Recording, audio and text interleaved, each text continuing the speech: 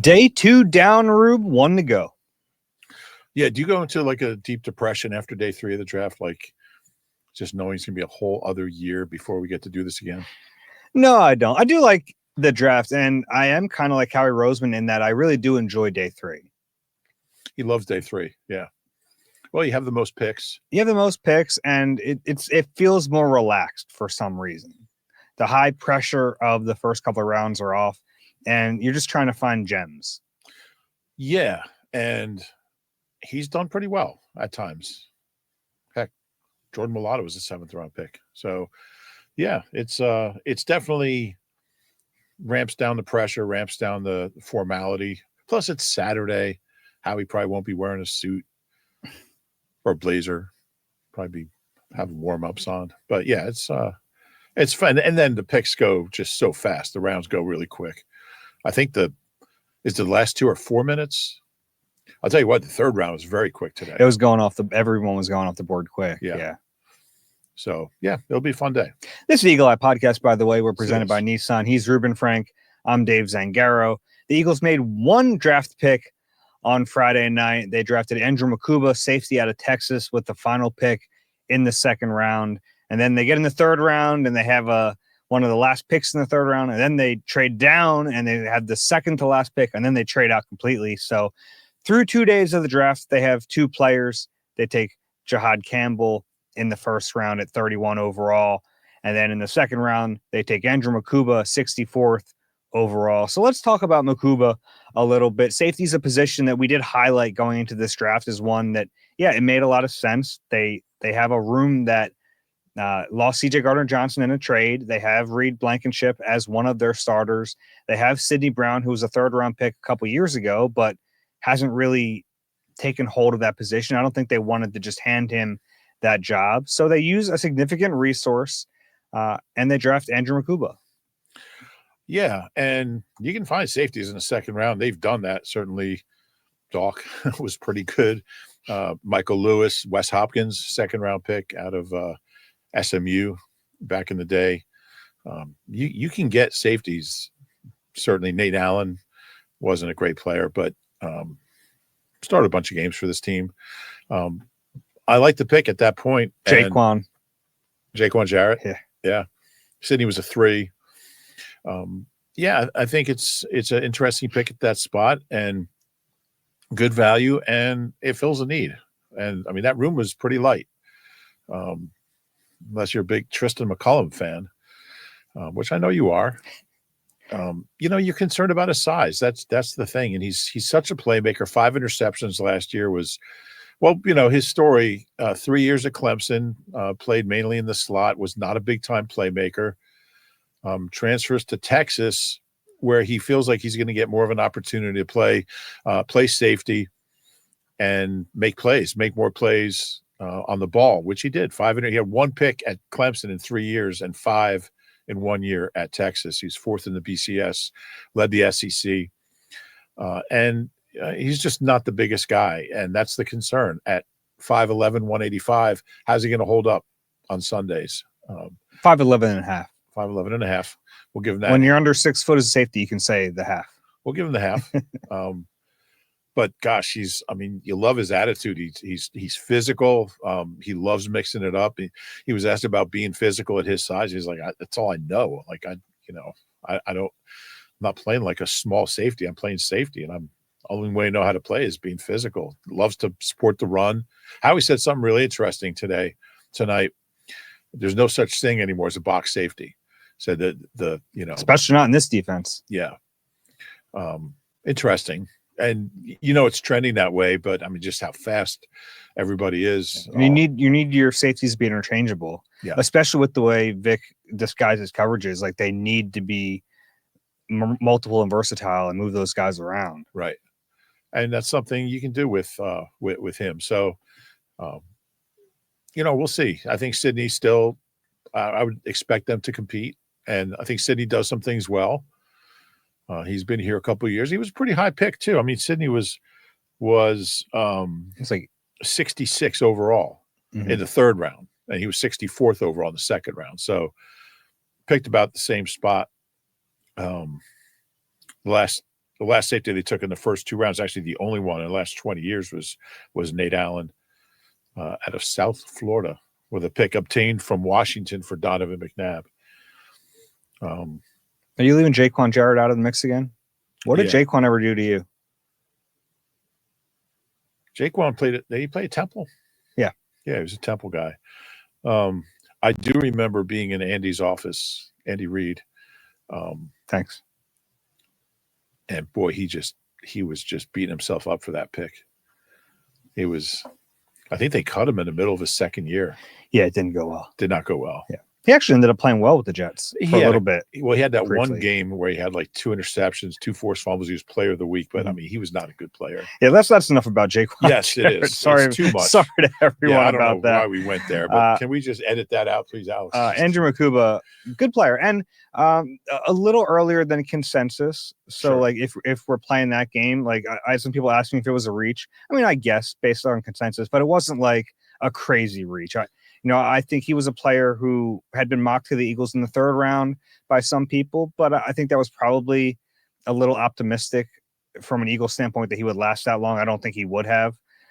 So it kind of a weird thing. Only 2 safeties went in the 2nd round. You had Eman Wari all the way at the top, and then Mukuba down toward the bottom, or the very last pick of the 2nd round, ahead of Xavier Watts from Notre Dame, who had great ball production. A lot of people thought maybe he's going to go higher. Jonas Sanker from Virginia went in the 3rd round. But I understand why the Eagles like Mukuba, and how he even said, like, he plays with mentality. He plays an Eagles brand of football. And I think that's close to the quote. Yeah. You see it when you watch him. And in a way, like, I kind of see a little bit of CJ Gardner-Johnson in him. I think it's fair. In the play style, like a little undersized. He's going to miss some routine tackles, but he's going to blow you up. Other times he's going to have some big highlight reel plays. That's true of Sydney as well. True. Yeah. But then, the ball production there as well. And that's obviously a really important part of playing safety, especially in this defense. Yeah, and you love seeing that number, 5 interceptions in college. That's it's a big number anywhere, but that's a lot of interceptions for a college player in a season. They played 15 games, so he had extra opportunities with the longer postseason. But you love that part of it. And I'm generally skeptical of how much kids transfer, and they're always in the portal. And some of these, you can't even keep track of how many schools some of these kids have been at. They'll go to a school, they won't even play there, they'll redshirt and they'll leave. He left Clemson for a very good reason, and it really benefited him. It really showcased what he could do, and it gave him this opportunity. If he had stayed there and stayed in the slot, I mean, they don't draft him. I mean, they don't, he's, and how he said he was on their radar, and there were things to like about him. But I mean, he basically just blossomed in his year in Austin, which is his hometown. Interesting guy. Grew up in Zimbabwe, moved here when he was 9, I believe. Yeah. He talked about that a little bit, but yeah, I like the pick, and I like having that competition between him and Sydney. I think he's got a good chance to win that. I would make him the front runner. I would too. For that, because I don't think you draft him if you feel comfortable with Sydney. And I think safety is a position where if the board didn't fall their way, you have Justin Simmons out there begging and pleading to come to Philly. Pretty much. So I think that was always in their back pocket. But yeah, I kind of think this pick tells you that they weren't comfortable with just having Sydney. Yeah. Yeah. And they shouldn't be, honestly. And I like Sydney. He does some things well, but yeah, I wonder if Sydney might start out as the one. Probably not. Probably be. You mean like an OTAs? Yeah, maybe. Yeah. Yeah. I mean, remember, they didn't even give Quinyon Mitchell the nod as a starting outside corner. So, like, that's true. I think there is the idea that you want the rookie to earn it. Yeah. Yeah. And like, I don't think Vic will, when it comes to it, he's going to play the better player. I don't think he cares, but I think there is the idea that you don't just put a rookie in there from day one. Yeah, and you look at Sydney, and he's in his 3rd year now, and he played a lot as a rookie. Obviously, had the injury last year. He's got a head start. He's been in the league. He's played in the league and played a lot of snaps as a rookie. What did he play? Like close to 400 snaps, maybe? Yeah, but a lot of them were also at nickel.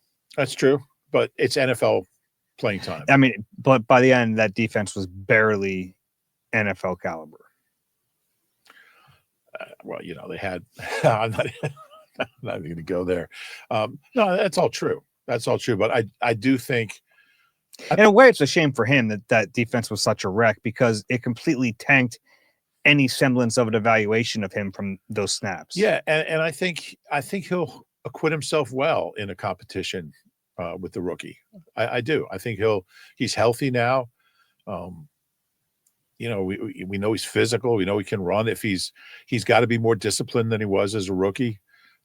If he can do that, he'll look. I don't think he's going to be the starter, but it could be a really fun competition because I think he'll make some plays, and I think he'll make it a fun back and forth. Yeah, and competition's good. Like that's not just garbage that they're spewing. They believe in that, and it is good. It's a good thing to have, and you hope that. And in this case, I think they're probably going to hope that the kid they just drafted ends up winning that, but. I think it makes the team better. It really does. It sounds hokey, but I think there's some truth to it. Yeah, couldn't agree more. Yeah. I do want to get back to, you mentioned Mukuba's backstory. It's really cool. There have been a bunch of pieces written about him. Grew up in Zimbabwe, one of 7 kids, moves to the States, kind of learns football when he's 11, 12 years old, takes to it, really enjoys it. His mom's like hesitant about letting him play, which you understand. Like, what the heck? You're going to go out there and like get hit like that? But he ends up really being good at it. By, I think it's like his junior year, he gets on varsity, starts to really shine. He wanted to go to Texas because he's from Austin, but he didn't trust the stability of the coaching staff at the time, and he was right to not trust it. So you're right. Like sometimes the reasons you can like question, like, why did he leave that school? This makes a lot of sense. And it's also, he talked about it was a chance for his mother to go see him play in their backyard because it was really tough for her to get to some of the Clemson games. So kind of cool that he went back and he finished his career. Jade Barron actually somehow made it to his draft party. Oh, really? Yeah, he was there to support him. Really close. They That's grew cool. up together in Austin. I guess in Austin. I don't know where Barron's from, but they were close. And he made it to his draft party. Cool video from his party. Cool. Not great Wi-Fi wherever the party was. yeah. We tried to have a conversation with him, and it's just on a Zoom call. Yeah, his Wi-Fi was really bad. He was starting to tell a really interesting story. David asked him about Zimbabwe, and he just got to like the really interesting part. He just cut out. It is also like, explain to me your childhood and how it made you who you are on a Zoom call, Yeah. But I think there is something to it. And he's spoken about that before. Like, and I think that can be valuable, a different type of upbringing. And it gives you a different perspective. He sees how hard his mom and dad had to work to support the family. They come to a new country. And I think all that kind of probably instilled some work ethic in him. Yeah, no question. He played with Trot at Clemson, Trot Jr. And Shipley. Yeah. And Mario Goodrich. Okay. Yeah. Makes sense. Yeah. Yeah. It's I like the pick. We'll see. It's gonna be a fun summer. Yeah. He was one of the guys that he was on my list of players to watch on day 2 because it made a lot of sense. And safety was a position like I didn't even worry on there too, but you're like, there's probably no way they can get up there. And then Howie basically said as much that, when they were at the last pick of the second round, it would take so much to get up into that range earlier. And I thought he brought up a really good point that most teams, when your ammo is future picks, they're not into it. They want picks this year. Yeah. And that kind of speaks to the rest of the league and GMs fighting to keep their jobs. Sure. Howie doesn't devalue future picks. He ended up getting one a little bit later in the draft, but he doesn't have to do that. Some GMs are like, no, I got to draft someone now because I need better players on this team before I get fired. And that gives Howie an advantage because if he's valuing that 2026 second round pick more than the team that has it, he's most likely going to end up with it. And that's going to be a really good pick next year. So he also, he talked about, he was having a conversation before the draft began with Nick, and Nick kept mentioning all these guys who were still on the board going into the second round. He said, where's this guy going to go? Where's this guy going to go? They're going to all be gone in the first few picks in the second round. So don't even think about it. You can kind of figure out who they were talking about. But yeah, and it was interesting. I love when Howie talks process, when he talks about just, in great detail, which he's good at doing, just like Joe Banner was, just about how, because you don't think it would be so hard to move up in the second round. But I mean, going from 64 to, in the mid 30s, I mean, that's a huge, huge jump. And it just didn't make sense to do it. They looked into it. They certainly explored it. The price was too high. Mukuba, by the way, they drafted him at 64. He was 72 on the consensus big board. Yeah. He was 76 ranked by Daniel Jeremiah. So like a little early probably for him, but it's in the right range. Yeah, I think it's close enough that if you like the player and there aren't other guys that you have similarly ranked, you draft him. Yeah. So I don't hate the process there. Really cool note from Dane Brugler in the Beast. 0 penalties in his final 26 college games. Interesting.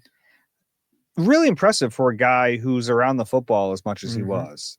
I think that tells you a lot.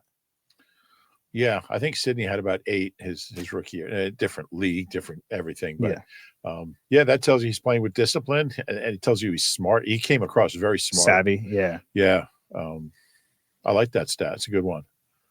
Yeah, I thought that was good. Some PFF numbers from this past year. 401 coverage snaps, 76 yards allowed, 0 touchdowns, 12.1 passer rating, and then their coverage grade means nothing to me, but the raw stats are interesting. Yeah. Really good stuff.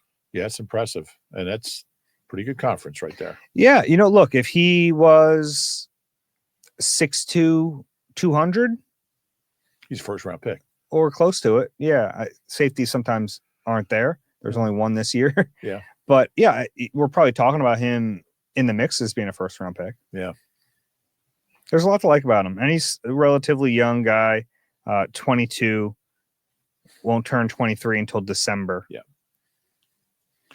And the phrase that Nick and Howie kept using was he plays like an eagle. And I think that's important. You're talking about fit. You're not talking about just talent, but how's this guy going to fit into our locker room, into the safety room, into our culture? And it sounds like that's something they spent a lot of time on that. And just talking to the guy for a few minutes, you can tell that he loves being physical. He loves, the contact part of the game. He loves hitting. Physical, aggressive, rallies to the football. And a playmaker. Yeah. High motor. Yeah. It's like if he wasn't good, none of that stuff would matter. But on top of it, you want that. You want a guy who plays with a little bit of edge. Yeah. And I think that really started a few years ago. They were looking for that mold a little bit more. I think that's true. They've talked about it. They wanted guys who kind of had that proverbial chip on their shoulder, who played with a little mean streak. One of the guys I really wanted in this draft was Shamar Turner. I just wanted to watch him play because he'd get some personal fouls this year. And that's the interesting thing about that Dane Brugler stat that you mentioned is this is not a guy who plays passively. This is There's some clips out there. You can go find him knocking some dude's head off. Yeah. So to hear that he didn't get called for a penalty in 26 consecutive games is, man, that's impressive stuff. And there's guys the Eagles haven't gone 26 straight plays without a penalty. That's probably true. I'm looking at a lot of the names that kind of went in the middle of this second round, and you can see some of the names like who they probably had in mind. Even Worry way out of the that's an obvious throwing possibility. Yeah. TJ Sanders from South Carolina goes at 41, out of their range. Mason Taylor, tight end at 42. He was the guy we talked about a lot. Yeah. That's just too far to move up. And we thought they would have to move up, but 42 seems tough. Alfred Collins, kind of uneven tape at Texas, but really good player. Ezraku goes to the Cowboys. Teammate. Yeah. Ezraku goes to the Cowboys at 44. So I saw a quote from Ezraku that there were some people at his draft party wearing Eagles gear, made him take it off because he grew up an Eagles fan. So now you have Ezraku with the Cowboys, former Eagles fan. You have Abdul Carter with the Giants, former Eagles fan. Interesting. Yeah. as Raku from South Jersey, Williamstown, Mhm. the 124th South Jersey player drafted, and second from Williamstown. Don't ask me. You don't know? Julian something. Okay, you don't have to look it up. I'm looking it up. That's my fault. I apologize to everyone. Julian for this. Taylor. Okay. Defensive end from Temple. Drafted in 2008 in the 7th round by the 49ers. Terrence Ferguson, 46, tight end from Oregon. He would have made some sense. Will Johnson ended up going 47th to the Fighting Jonathan Gannons. I don't know, man. He's a good player, but obviously the medical is real shaky on him. Yeah. Ariante Ursary from Minnesota, the big offensive tackle, went at 48. Elijah Arroyo at 50. A little inside baseball here. Reuben, I had a hit during the middle of the second round, and we're supposed to give targets, and Arroyo was your target. And then like a minute after we were done, he goes off the board, and I was like, well, at least we got that in before. Yeah. Nick Scorton. I'm staring at my phone like I'm going to have to change gears if he gets picked before we go on. Yeah, it was close. It was. Nick Scorton, who came to Where did he town end up? on a visit. He was 51 to the Panthers. He kind of reminded, like, he was an Eagle. Like he kind of fit. When you talk about a guy who just like kind of fits what you think of a need, like he was one of them. Femi Oladeo from UCLA went 52nd. Anthony Belton, the big offensive tackle from NC State, 54. Like all these names. Tate Ratledge from Georgia. Mike Green finally went to the Ravens. So the Ravens just having a Ravens draft. They get Malachi Starks and then Mike Green. Yeah.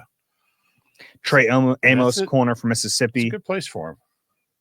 Baltimore, yeah. Yeah. I like that for him. And then Shamar Turner, my guy, goes to the Bears at 62. Omar Norman Lott to the Chiefs right before the Eagles. So a lot of those names were guys that we thought would interest the Philadelphia Eagles. And I'm sure they liked Mukuba. Probably wasn't on the top of their list today, but he shouldn't be when you're drafting in the last pick of the second round. Yeah. And if you can get a player you like without having to give up assets, I mean, ideally, if you could gotten one of those guys who went in the first 10 picks of the second round, that would have been great. But none of them slid, and it would cost too much to go up there. So you get a good player anyway. Yeah. I'm excited to see him. Yeah, me too. Well, we saw a new player in person today, Jihaad Campbell, in the building. I thought it was very funny. The Eagles released the video of him actually like getting out of the car, SUV, and who's there to greet him? The first hug goes to linebackers coach Bobby King. The second hug goes to assistant linebackers coach Ornell Williams. The third hug goes to edge rusher coach Jeremiah Washburn. So they're not giving anything away. They had both of them out there, which I think is very funny. Yeah, that was orchestrated, obviously. But that is funny. But a big hug for Bobby King, by the way. Yeah. So all this talk about he only talked to Jeremiah Washburn, I'm not so sure. That there looked like some history in that hug.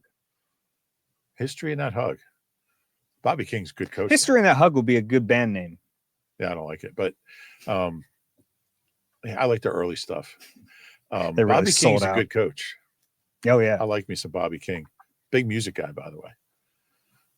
That's why I like him. Yeah. He's a big fan of history in our hug. Just the early stuff. Yeah. What'd you make of Campbell? I was impressed. I really, it's tough on that first Zoom call. You don't really, it's a really tough thing. And like, gosh, he just ran through that hallway in Green Bay, threw a hat on his head. Yeah. Did the wash cycle there. And then he's so it's on probably his 10th interview. Yeah. Now you get to see him and in person, it was a lot calmer. His parents were there, some friends. His parents were also in Green Bay with him. Interesting. I don't know if you saw this. His suit jacket in Green Bay, he had a bunch of like photos, like not paper, but like cloth stitched in of like childhood photos and like him growing up playing football all on the inside of his jacket. Yeah. Were there frames? That would have been a little uncomfortable. I thought he came across really well. And you know, he's just got such an affinity for this football team since he was a kid. And you know, every time he was asked about being an Eagles fan, he just laughed. He was just so happy to be here. And, but yeah, he's look, I think he's going to be a really good player. I don't know exactly how they're going to use him, or it doesn't really matter right now because it's April. Get his shoulder healthy and get him out there. I thought he came across a lot more engaged than when we first talked to him, which you would expect. Yeah, you would hope. You would hope, but yeah, he was good, and showed some personality already, which yeah. Some guys are different. Sometimes it takes a rookie, and I understand it. I'd be the same way. Like I'd be Quinyon Mitchell last year, real quiet until I felt real comfortable, and then still quiet around a lot of people, but probably too comfortable in front of my teammates.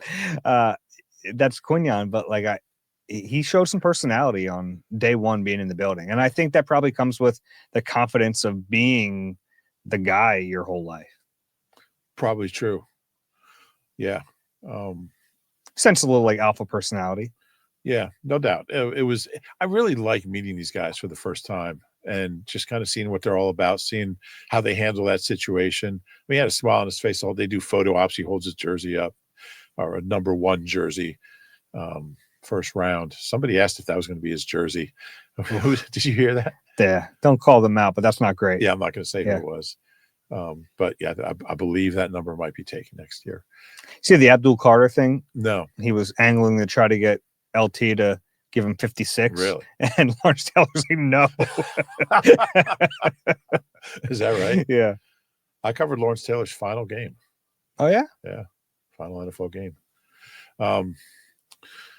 Yeah, what'd you think? I was impressed. He's a really likable kid, and I thought he was really engaging. It was fun talking to him. Shout out Pop. Yeah, his grandfather. He talked about him quite a bit. Yeah. In your family, what are the grandparent names? What are they?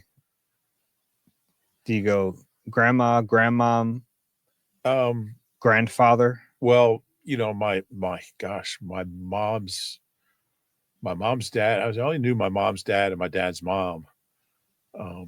My mom's dad, he was like Orthodox Jewish, and I think the traditional Jewish grandfather name was Zaidi, so he was Zaidi. Is that right? I've never heard that. Zaidi. Okay. Is that like a Yiddish word? Yeah, it probably is. Okay. Yeah. How do you know about Yiddish? That was the extent of my knowledge on it, but yeah, I don't know. Yiddish it's a really interesting language. My parents would speak it around the house when they want my brother and I to know what they were saying. Oh, really? Yeah, that was the thing. But I don't know what we called my grandmother. She was just just grandma. Sue. You just go Francis, first name with the grandma. Francis Frank. She was the first female insurance agent in Maine. Okay, yeah, that's cool. My dad's mom. Yeah. We split it up. Might have been the last one. I had a pop. We did pop on my dad's side, Nanny and pop. Okay, that was it. All right. And then also some grandmas. Yeah. It's a big decision. Like that's what you're going to be known as. You got to figure that out, right? I guess it is. I never really thought about it. It just kind of comes organically. That's what I'm thinking about. I'm sitting on no sleep and Jihaad Campbell's in front of me shouting out pop. Can we talk about Shedeur Sanders real quick? Well, it's not on our budget, but yeah, sure. Any thoughts why this is happening? Look, I think there was probably a disconnect with the way teams viewed him versus the way the public viewed him. But I am really surprised that here we are going into day 3 and he hasn't been drafted. I never saw that coming. Yeah. I mean, Mel Kiper is I'm worried about Mel. Mel's not handling this well. No, he's not. I haven't watched much of the coverage. I heard him say it's like this is a disgrace. He's losing it right now. Yeah, it's funny. We don't get to really watch a lot of the coverage because we're like writing or we have Zoom calls. So like I'm kind of catching up as we go. But I hear a lot of the coverage has been about him, which I think is probably annoying other people because. Yeah. You're kind of taking away the moment from all the players who are get drafted. Who actually did get drafted. Yeah, I think it's a shame for him. I think he's more talented than a 4th-round pick, but I'm also not a talent evaluator in the NFL. Yeah, and I'm just speculating, is that can teams be afraid that his dad is going to be a meddler and be trouble? And look, I know, you're teaching my son how to do his footwork like this, but I know better. and that's not how he's going to do it. I mean, I don't know. Yeah, I don't know. I'm sure there's like teams worry about like any kind of distraction sometimes, but you know, if he was a can't miss prospect, they're not that worried about it, right? If he's there in the 5th round, is how we take him? No, I don't think so. You never say never. You know, he's surprised me before. I don't think so. I think he will. 5th round. Give him some good preseason games and trade him for a 3. I mean, the league just told you what you think. Yeah, but I don't think that would change that much in the preseason. That's how the Packers, they would draft all these quarterbacks and then play them in the preseason. They play great, and then they trade them. That was the Ron Wolf thing. Yeah. I don't know. Interesting story, though. Yeah, it's fascinating. I'm curious to see where he ends up. I mean, this is a guy we were talking like beginning of this process. Like he's going to be one of the first few players taken. He was the first player in my last year's 2025 mock draft. Mm-hmm. Yeah, and even like I mentioned, even if the public and the NFL didn't line up completely, you understand that. But to be this wide of a divide, and like people whose job, like their job is to kind of predict what happens in the draft, and they're this wrong on it. Like, it's shocking. Yeah. And it's not like I don't think there's any like, you know, there's not any last minute change or anything. Like you kind of understand when there's like a Will Johnson, you find out about like, oh, maybe it's a chronic knee issue. You understand that, but it doesn't seem like there's anything that popped up, right? Yeah. Yeah. That's what makes it even more mysterious. Yeah. Really kind of crazy. Yeah. Anything else on Jihaad Campbell, meeting him today, and thoughts going forward about him?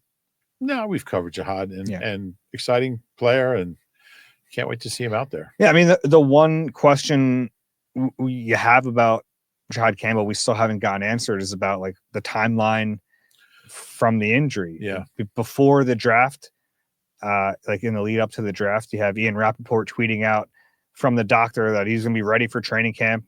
Campbell retweets that. And he gets drafted, and all of a sudden you don't hear anything about a timeline anymore. Maybe that's Eagles driven, but that's the next big thing to find out. I don't. Still got 3 months till training camp. You do. 3 months plus. At this point, I'd be surprised to see him in the spring. Yeah. Right. I think no reason for it. It's like maybe training camp, and then at that point you never know. Yeah. So and opinions are obviously teams were concerned about it because they didn't draft him. Yeah. I mean. Obviously speculation. I have no information here on it, but like maybe an NFI candidate. Yeah. And the last thing you want to see is a rookie missing time in camp. Cooper DeJean missed time in camp, finished the year pretty strong. So it's not ideal, but look, I'd be surprised if we don't see him at some point in training camp. Okay. Yeah. I don't have any feel for that. No, I mean, we don't know. It just doesn't seem. It just seems likely he'll be out there at some point. We don't know. I hope so. I want to see him play. Yeah. All right, let's take a break, and we'll finish up on the other side. You deserve a car that thrills you, a car that puts goosebumps on your goosebumps. At Nissan, we've got everything from turbocharged SUVs to 100% electric vehicles that'll make your heart beat faster. Experience the thrill for yourself and shop your local Nissan store and nissanusa.com today. We're back on the Eagle Eye Podcast presented by Nissan, Reuben Frank, and Dave Zangaro. The Eagles draft Andrew Mukuba, and then we wait. And then we wait, and then we wait. They're on the clock, almost on the clock. 96? Nope. They trade out. So the Eagles trade with the Falcons, and I bet you after the Falcons made that trade on Thursday night, Howie's like, I'm going to do a deal with the Falcons at some point in this draft because they're giving away stuff. The Falcons move up to get 96. The Eagles trade down to 101, and in that trade back, they pick up a 2026 fifth rounder. So now the Eagles projected to have either 12 or 13 picks next year. The question there is, by the way, about Azeez Ojulari and whether or not his contract qualifies to cancel out one of the compensatory picks. Howie even said 12 or 13, didn't he? He did, yeah, because there's a little bit of a question. The Eagles think there's a pretty good chance that's going to cancel out one of them. But the formula is a little cloak and dagger. Yeah, it sure is. But look, even if they have all those picks, even if they do get that one, they're going to trade it. They're not going to use all those picks. So, yeah. And the Falcons moved up. They took Xavier Watts out of Notre Dame. So then the next players to go between 96 and 101, we had Jalen Smith, the cornerback from USC at 97, Caleb Rogers, the guard from Texas Tech at 98, Charles Grant, the big offensive tackle from William Mary at 99, a guy I thought might have made some sense. Upton Stout, the cornerback from Western Kentucky at 100. Then the Eagles are sitting there at 101. The Broncos call, or the Eagles call the Broncos, however that works, and they trade out of the third round completely. And I heard profanity coming from where you were sitting at that point. Did I? A little bit. Sorry about that. That's okay. Sorry, Mom, if you're listening. I'll try to be better. So that trade was the Broncos. They added the pick swap to it. So the Broncos got the 101 pick, the penultimate pick in the third round. They get 134 in the fourth. The Eagles get 111 in the fourth, 130 in the fourth, and they added a 6th round pick, 191. So now they have 6 picks coming up on day 3. Yeah, they have 111, 130, 161, 165, 168, and 191. So 2 4s, 3 5s, and a 6. I didn't crunch the numbers on the draft value chart. The Eagles, I'm sure, made out in terms of value in it. They would. Why else would they do it? Right. Yeah, and clearly they didn't like what was on the board in front of them. Yeah. So they have, or I should say, there wasn't anyone that really tickled their fancy in that spot. Yeah, out of the 6 picks they have tomorrow, 5 of them were traded to them. The only one that wasn't is 168, which is their original 5th round pick. Oh, okay. So you're saying it overall. Yeah. Because they entered the draft with some others. But at some point going back. Yeah. I like following the lineage of of some of these picks. It is fun to see how many times they've changed hands. Yeah, I mean, 111 started with the Panthers and then went to the Broncos and came here. 130 started with the Lions, went to the Broncos and came here. So 191 started with Arizona, went to Denver and came here. So there's some much traveled picks. And out of those 6 picks, look, how many of them do you think Howie's going to use? How many of those 6 will he draft a player at that spot? I don't know. I'm wondering if there's an opportunity to trade a day 3 pick for a player, like a veteran player. Don't see a lot of that. Not this time of year. Maybe. I think there's a chance. Maybe there's a chance. Maybe that'll be my bold prediction. We don't do bold predictions, but I was on a roll of bold predictions end of the year. I'm telling you, Dave. I had the Eagles picking off Patrick Mahomes twice in the Super Bowl as my bold prediction, a team that had never had an interception in a Super Bowl. In 80, in 04, 17, 22, no interceptions. Didn't even have one in the 1960 NFL Championship game at Franklin Field, where the Penn Relays are being held this weekend. And then in the second quarter, 2 of them. I did the icky shuffle after that, I'll tell you.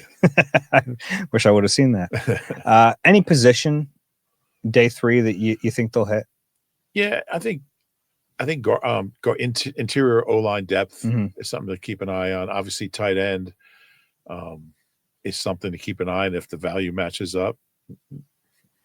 They don't have. I don't know if it will. Gunnar Helm, who we've both kind of liked from Texas, is out there. Yeah, probably be a 4th round pick. Yeah. That's the thing with tight ends. We always talk the Eagles don't draft a lot. Well, there kind of aren't a lot. Right. Yeah. But I mean, they have, I think 111's the 9th pick in the 4th round, I believe. Relatively early. Yeah. So that's a pretty good pick. Yeah. Marcus Mbow from Purdue is out there. He's the guy who took a visit to the Eagles. So maybe he's on their radar. Miles Frazier, a local guy, offensive guard from LSU, still out there. Willie Lampkin. You love that guy. I hope he's the go pick. Get me Willie Lampkin, please. I hope he's the pick for your sake. I look at defensive tackle. it's such a deep class. Like the depth is showing now because like there are good players still available. So I think that's a possibility in day 3. Tyron Ingram Dawkins from Georgia is out there. Ty Robinson from Nebraska. JJ, is it Pogues from Ole Miss is a player who in the 5th round kind of lines up value-wise. So defensive tackle is one where not only is there a need, but it's also a deep class, and like you might as well cash in on some of that depth. Yeah, I certainly could see that. Joshua Farmer from Florida State is he still out there? Yeah. Interesting. Yeah. I wouldn't want some of that in the 4th round. No. There are some like big offensive tackles still available. Logan Brown from Kansas. Jalen Travis from Iowa State, who they've had some interest in. Could be a 5th round, 6th round pick. Yeah. Yeah, 6 picks. They'll probably make 3 out of those 6 spots, probably 3 of them, maybe 2. You think that few? I don't know. Okay. Who knows? But it won't be 6. Skill position player, go draft some cheap speed. Yeah, I'd like to see a receiver. There are some speedy guys out there. Yeah, receiver. Isaiah Bond. Is he still out there? Mm-hmm. From Texas. It's a burner. Yeah. Average like 17 yards per catch. Yep. Howie's always trying to find cheap speed. It never works, but he's always trying to find it. That's why he drafted a 4.35 Quez Watkins in the 6th round. I guess that kind of worked out. For a 6th round pick. Yeah, I mean, he had one pretty effective year. Yeah. And then he just lost his confidence. Yeah. Man, this is what happens when we get delirious and tired. We're talking about Jaquan Jarrett and Quez Watkins. Yeah. I remember the Quez just kept dropping everything. Then you throw him like a perfect pass in the Super Bowl. Tyler Barron's still out there, the edge from Miami. I want to talk about Quez. I'm trying to prevent that from happening. He's trying to change the subject. Jack Sawyer's still out there. Is he? A year ago, we're like, that guy's a 1st round pick. Yeah. Interesting. He's the story of this draft, huh? Falling right out of the top rounds. Yeah, maybe not. All right, we got anything else here? I don't think so. Let's do another pod tomorrow. You want to do that? I think we should. Let's do that. Yeah. Any prediction for tomorrow? No. Not even. How about one player? Give me one player they're going to draft. Jack Sawyer. Jack Sawyer. I like that. I will give you. Acting like this matters. Marcus and Bo. Okay. There you go. I should have said Shedeur Sanders. That's more fun. Yeah. Imagine that.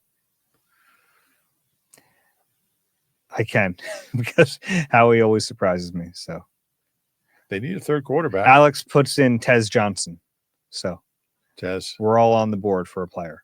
We'll see what happens. I don't see that comment on my screen. I guess I don't get his comments. Why is that? Anyway. I don't know. Just yell over here. Let's wrap this up. Let's do that. If you have a question for us, send us questions. We have some in the inbox. We'll get to them after the draft. Just kind of too much going on. eagle-eye@nbcuni.com. QR code's on the screen for a second. I'm not going to leave it up there long, but pause it real quick. Scan that code. If you enjoy the Eagle Eye podcast, please do us a favor, rate and subscribe wherever you get your pods. If you're watching on YouTube, please click the like button and subscribe there as well. Reuben Frank, do you have any final words before we wrap this up? No. All right. For Reuben Frank, I'm Dave Zangaro. This has been Eagle Eye presented by Nissan. One more day to go in the NFL draft. We'll talk to you soon.